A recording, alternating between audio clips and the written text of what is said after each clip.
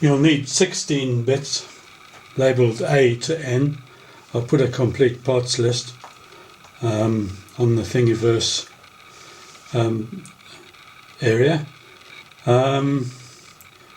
I used PLA to print this, including the cogs and moving parts, because none of the parts have a very high duty cycle.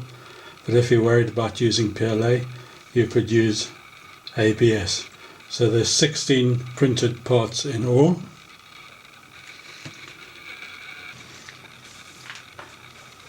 The other parts that you'll need are 2 standard servos.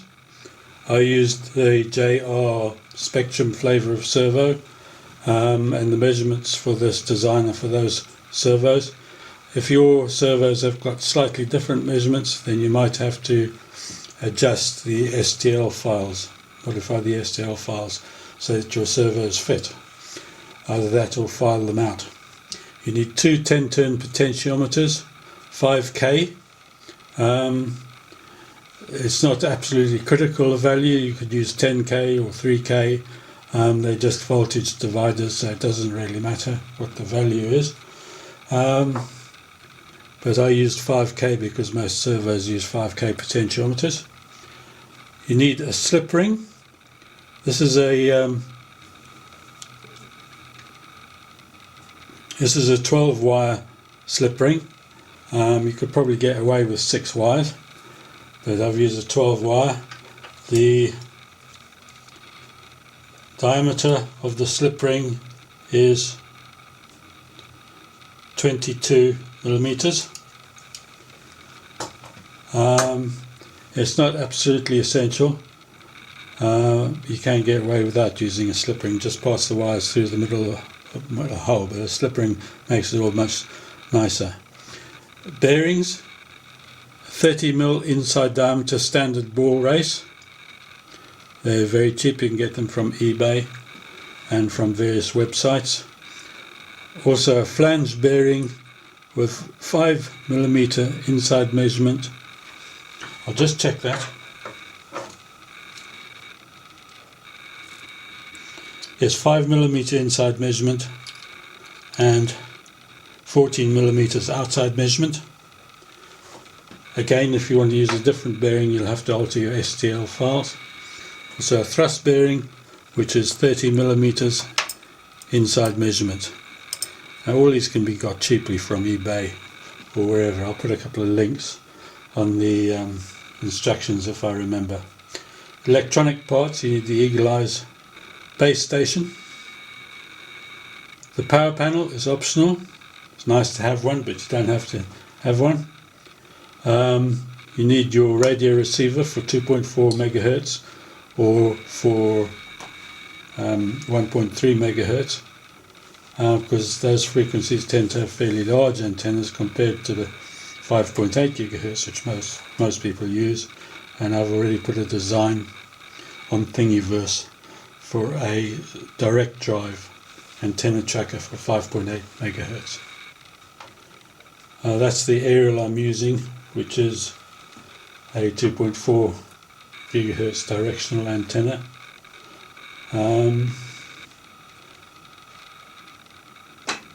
I'll put the make of it on underneath. I can't for the life of me remember the bloke's name. It's IB Crazy, I think. Yes, it is. It's an IB Crazy antenna, 2.4 megahertz patch antenna.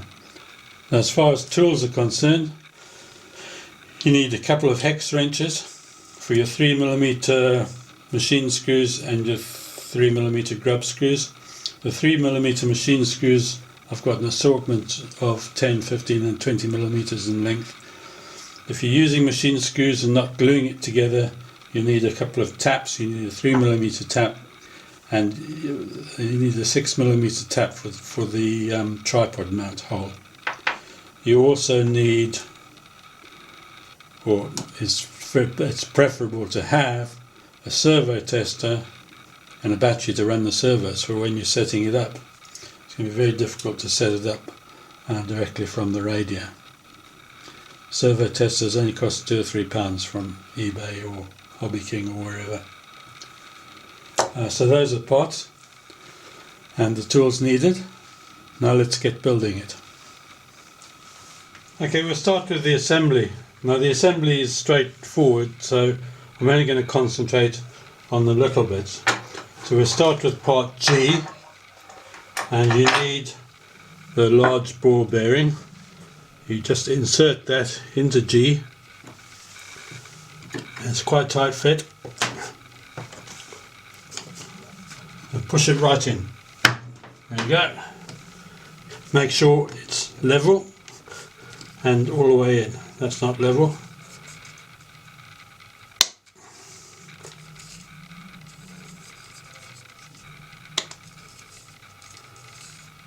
It is now level. On part G, we need to tap out all the 2.8mm holes that the 3D printer has left you. There's 4 on the top and 6 on the bottom. A 3mm tap, and we tap them out. It's PLA plastic, so it's quite easy to do.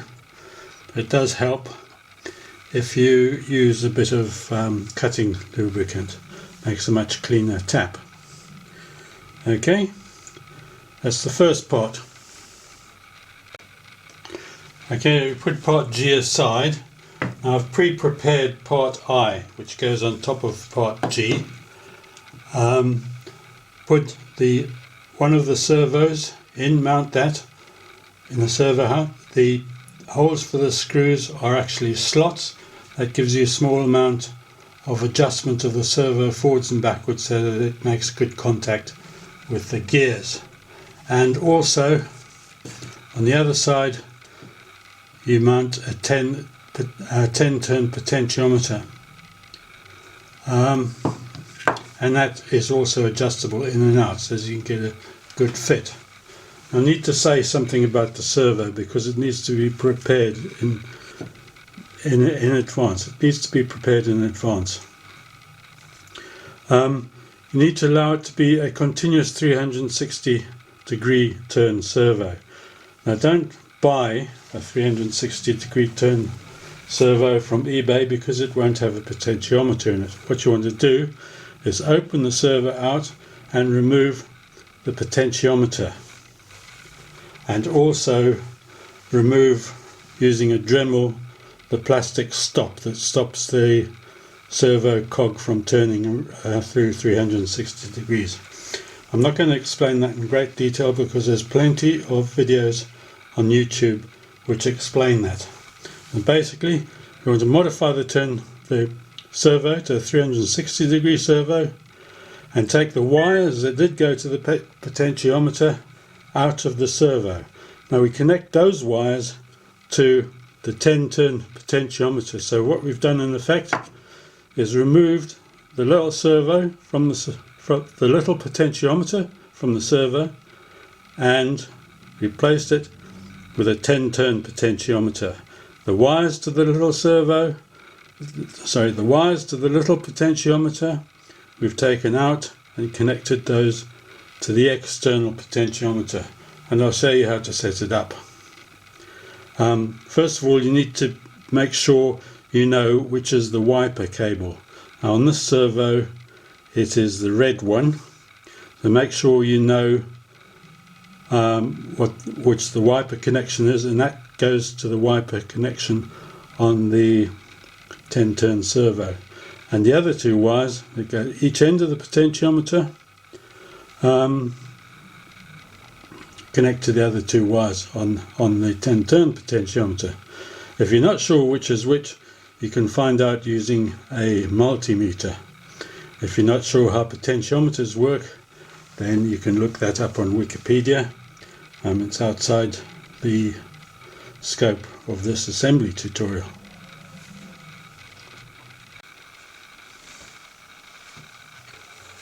We attach the small servo cog in the normal way there. The servo is adjustable slightly, but just put it in the middle and it should be fine. If the cog wears down at a later date, you can either print a new cog or move the servo to take up the slack. You also need to take one of the small potentiometer cogs, which are 6mm thick, twice as thick as the servo cogs, and you need to to tap out the hole that's in the side to 3mm, and place and screw in a grub screw into that hole. This will tighten up the potentiometer cog onto the potentiometer. So slide that onto the potentiometer. It should be a good tight fit. Push it all the way down because we need clearance for the next plate. And find where the grub screw is and just gently tighten it. Don't do it too tight because it's only plastic and it'll destroy the thread in the plastic. Now that we've got both cogs attached, we're ready to attach part I to part G, and then we'll set up the servos, which is probably the most complicated thing in the build. So offer that up to part G, get 4 10mm screws, attach the part. Attach part I to part G. There we go. Now that we've attached those two parts, I get a servo tester. It's a servo tester. If you haven't got one of those, get one. They're only about 3 or 4 pounds, and it is an absolutely essential piece of kit for everything to do with servos. Connect the servo. Make sure you've got the polarity around the right way, and a servo battery. As soon as you connect it, you'll see the servo will start turning. Now turn the pot until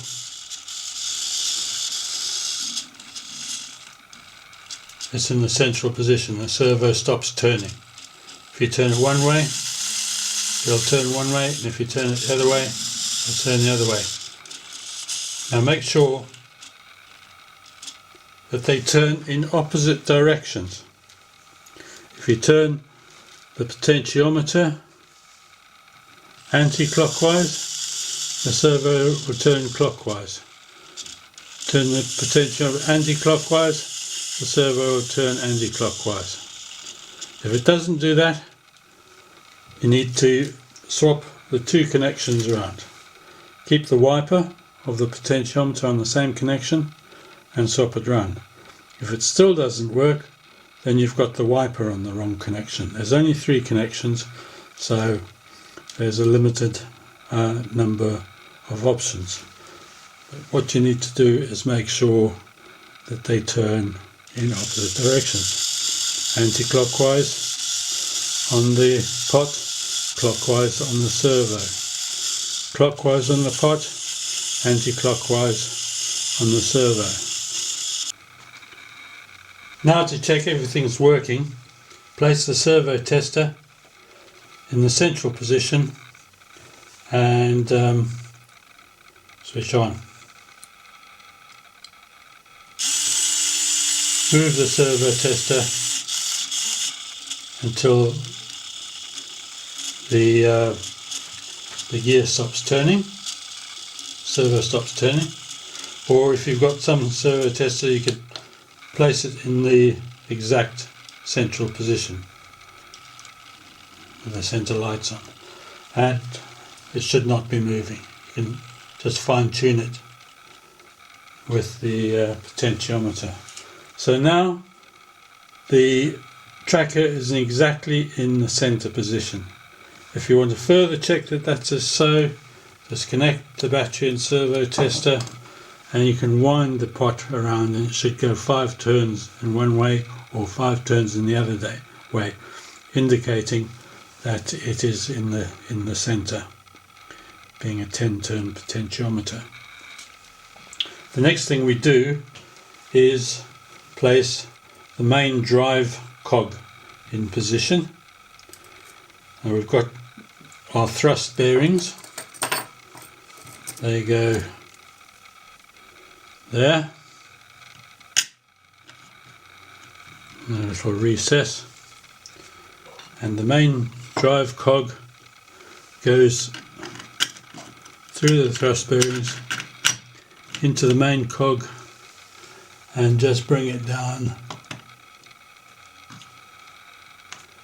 so that it engages nice and tight with the cog, with the servo cog, and with the potentiometer cog.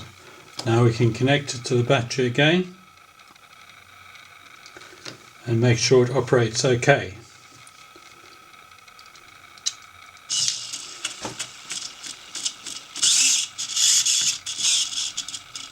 It should be in a neutral position, and you can move it with the servo tester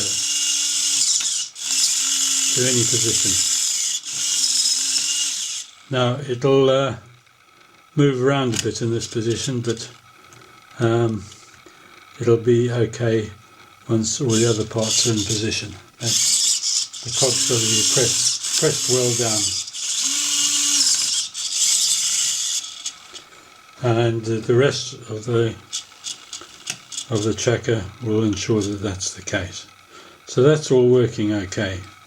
You can move it left and right with the servo checker. It's coming out a bit at the moment, but we can fix that later.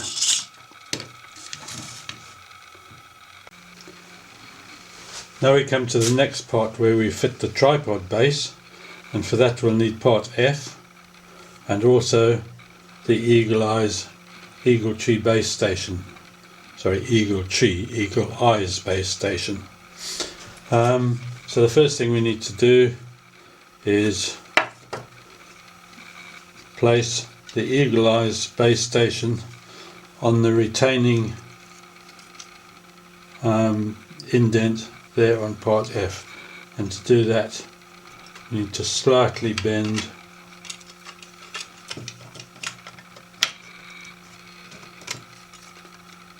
these arms out.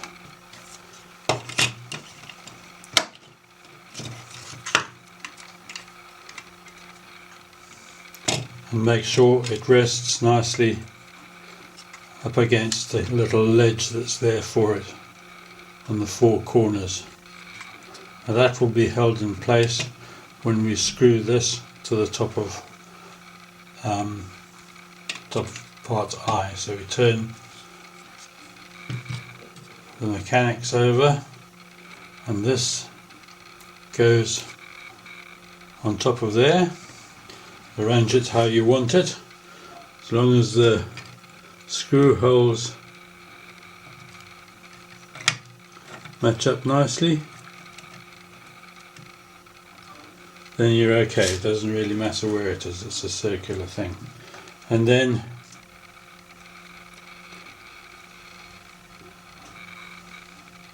screw it in with your 3mm 3M by 10mm screws. So there's 7 of those. I'll do that now and I won't bore you with filming it. Okay, that's screwed in and we've got the Eagle Eyes base station there. The next thing is to screw the base on there. Now the base is part E, and that gets screwed in with 6 15mm by M3 screws. 6 of them there. Now the center hole is for your tripod mount. If you're using a tripod to mount this, then you need to either get a tap and thread that out to 6mm for your tripod mount, or just get the tripod mount and force the screw in, and it'll thread itself, it'll tap itself. That'll give you a much tighter connection. Of course, you don't have to mount this on the tripod. The whole thing can just sit on a table or some flat surface when you've put it together, of course. Okay, so here we go. I'll just screw that in and then we'll get on with the next part. Next we need to prepare the two arms for the tilt mount. That's arms K and L. It's a certain amount of repetition, we've already gone through it before. We mount the servo in the slot with the boss facing upwards. Mount the servo cog to that, and also mount the potentiometer, put about central there, and the cog to that. And also we need to tap in the 8mm bearing. That goes in there. You might have to ream it out a little bit so it fits, and tap it in. And the flange goes to the outside. So you do those two, and then when we've done that, we take the rotating plate mount, that's part J, and we mount the two arms on that using 3mm by 15mm screws. And for these ones, because it's takes a bit of stress, we'll put bolts on the other side. Now I'll assemble that and then show you where we go from there.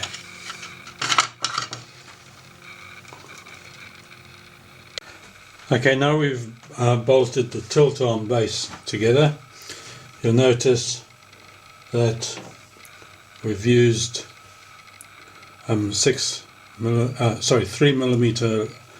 lock nuts on the base to make it nice and strong.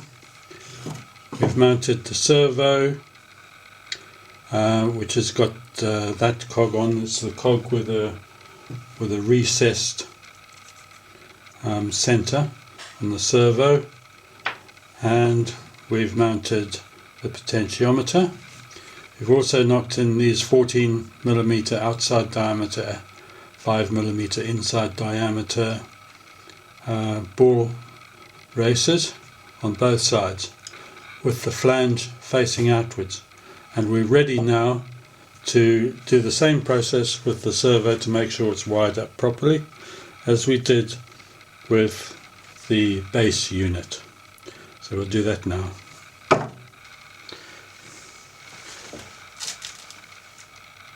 We ensure that the potentiometer is in the middle position, i.e. 5 turns in from the end stop. It's a 10-turn potentiometer, so the middle position is 5 turns in. It's not hugely critical, you just want to be somewhere approximately in the middle. And then we connect our servo tester. And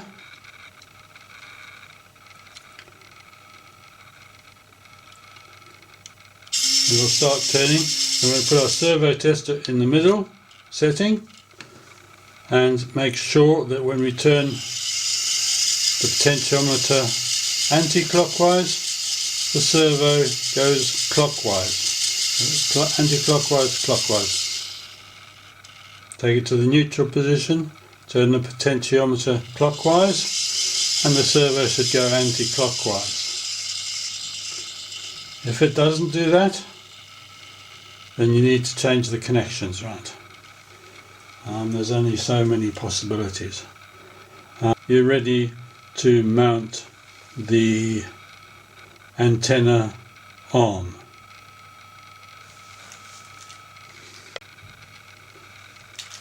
To mount the antenna arm, make sure that we are in the exactly the center position, or approximately the center position, so that when we've got the servo in the center, the servo tester in the center position, neither cog is moving. Disconnect the servo tester and bring your arm in, which is part number M. Now part number M goes over the two bearings, and the side with two holes goes on the servo side. So just pop that in. Now you need two 5mm bolts. There we go. A shortish one and a slightly longer one. I'll just check what the measurements are of these ones, but it's not critical. Right, the long one is 25mm long, and the short one is 15mm long. You need it to actually tap the two central holes on the antenna arm out to 5mm with a 5mm tap. I've already done that. So they need to be tapped so that these screws can go into there. So we put it on.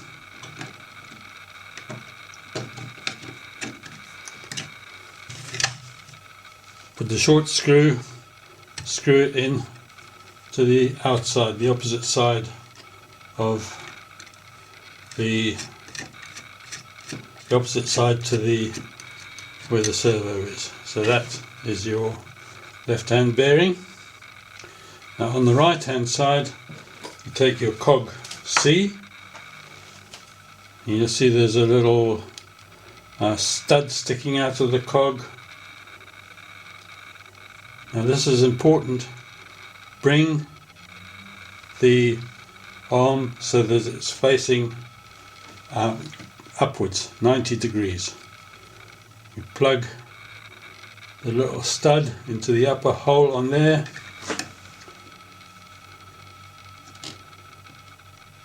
Take the 5mm screw, place it through the cog, screw it into the antenna arm and all the way through so that it's on the bearing.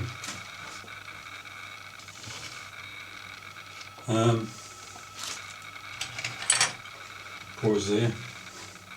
No, we won't pause. And you can tighten them up a little bit with a hex key if you like. When everything's all set up nicely, you can put a drop of thread lock or CA on the ends of these two bolts, and that will just lock them in and they won't come out during operation. There's no stress on them at all. They're just going through ball races. Okay, so you take a look at that. That's the cog arrangement. You've got your servo cog going onto the main arm cog, and you've got the potentiometer cog going onto the main arm cog. It's in a central position and the arm is facing upwards. So now we can test the operation of that. We get our servo tester. We need to put our servo tester in the middle position.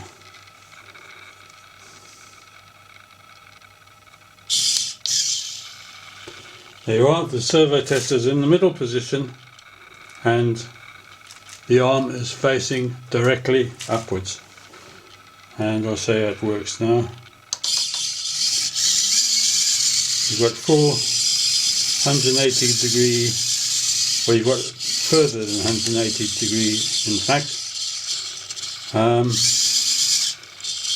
movement of the tilt arm.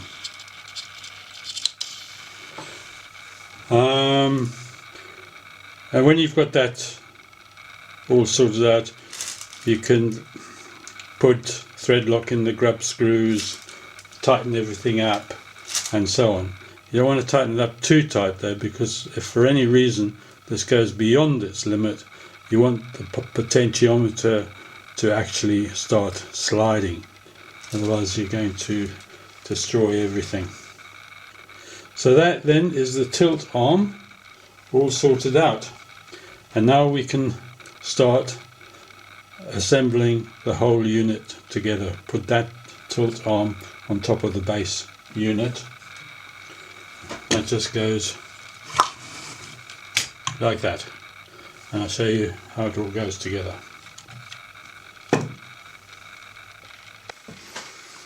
For the next stage of the build, you need to take the 12 wire slip ring, 4 3mm by 5mm machine screws, part D, which is the cog from your main base unit, and the top. Now you need to thread the wires from the slip ring with the long part of the slip ring, the long cylinder part of the slip ring, through the hole in the tilt arm assembly, like that. Make sure it's nice and flush. Then we thread the cog, thread the wires through the cog, and that plugs into the short part. Now we need to attach the cog to the main rotation unit with these four machine screws from the top. Having first threaded the holes in the large cog to 3mm, having tapped them to 3mm.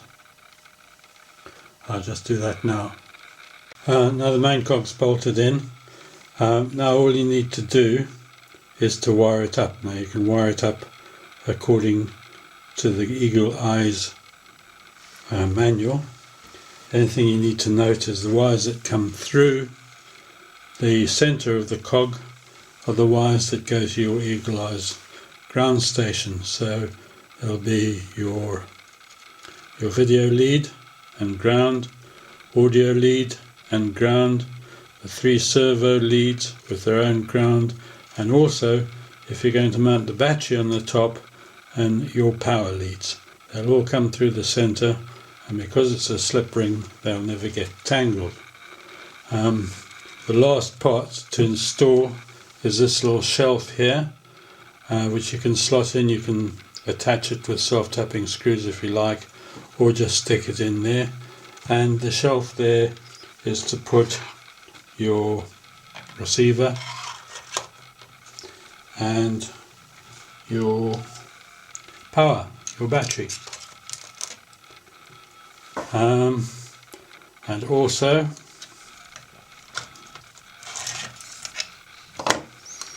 you need to mount the antenna, of course. So I've got the IB Crazy 2.4 antenna here, which mounts with a tripod screw, so that'll just go straight on there with a tripod screw through there, and the antenna connects straight into the receiver. Looks like they're both male SMA connectors, so I'll need to use an adapter for that. So I'll just wire this up now, and then we'll see how it works. I've attached the tilt arm to the base unit, and it's all wired up to a couple of servo testers, so I can show you how it operates. There's a couple of tips. I haven't wired it up yet, but this is the point at which you can put a bit of thread lock on the grub screws on the 2 cogs of the potentiometers, just to fix them in place. And also you can use that excellent lubricant Vaseline Blue Seal on the cogs to quieten it down a bit. So there you are, pan movement,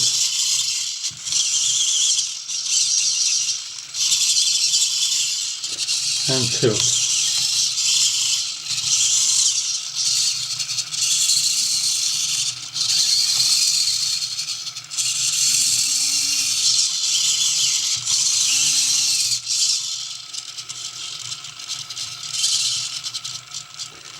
A bit of jitter on the servos, but that's normal with digital servos. If you don't want that to happen, use analog servos. So there's the antenna now all wired up according to the Eagle Tree manual. It's fixed up for tilt. You can see the receiver mounted underneath, and the battery's also mounted underneath, and it's also set up for pan. Pan and tilt. All that's needed now is to calibrate it, load the firmware to the Eagle Eyes tracking station and set it up for tracking. Now I've shown you how to do that in the other video that I did for the 5.8 GHz tracker, which was much smaller than this, but there's no reason why you shouldn't use this tracker for 5.8 gigahertz. You could use an array of small antennas on there, or it will also move a larger 1.3 gigahertz Yagi or patch antenna like this one. I'll put a few detailed photographs to show the various parts just for reference. Thank you for watching my video.